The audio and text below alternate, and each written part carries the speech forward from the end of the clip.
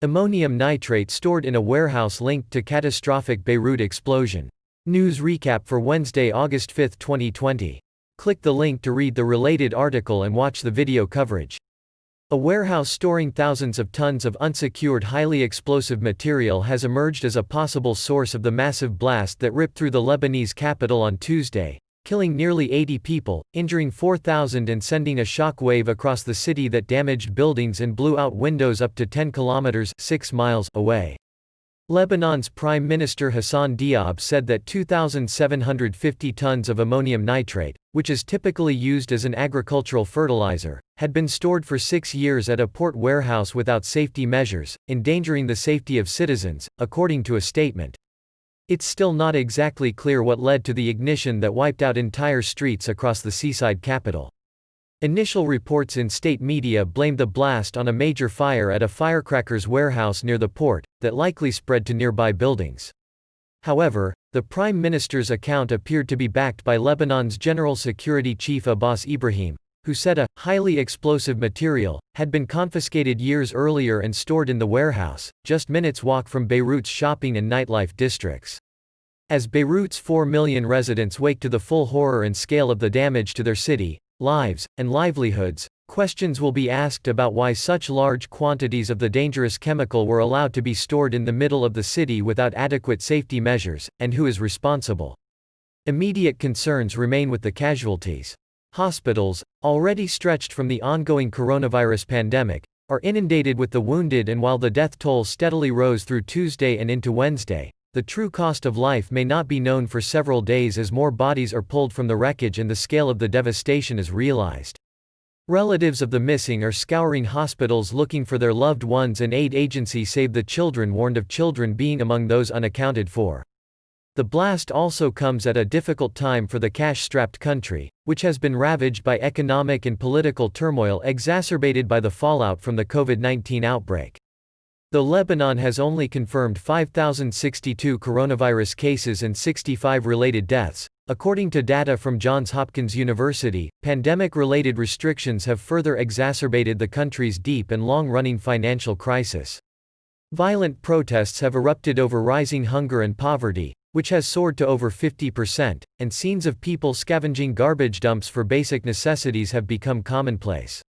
Power outages are common in the capital, compounding pressures on basic services to provide for the injured. Prime Minister Diab has launched an investigation into the explosion, saying he will not rest until we find those responsible for what happened, hold them accountable, and impose maximum punishment. Ammonium nitrate is a highly volatile material that's used in agricultural fertilizer and high-grade explosives. 2 U.S. tons of the chemical was used in the 1995 Oklahoma City bombing, a domestic terror attack that killed 169 people.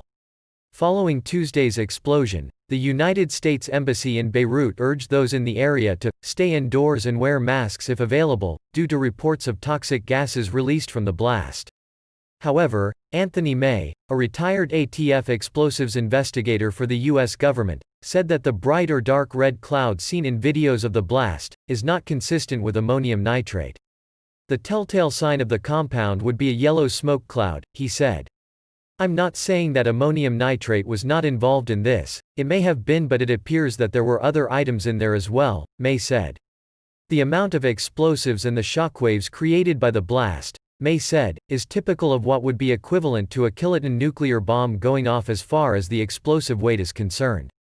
There was no nuclear material that we know of involved in this, but the shock wave generated, the blast wave generated is at equivalent to a small nuclear device, May said.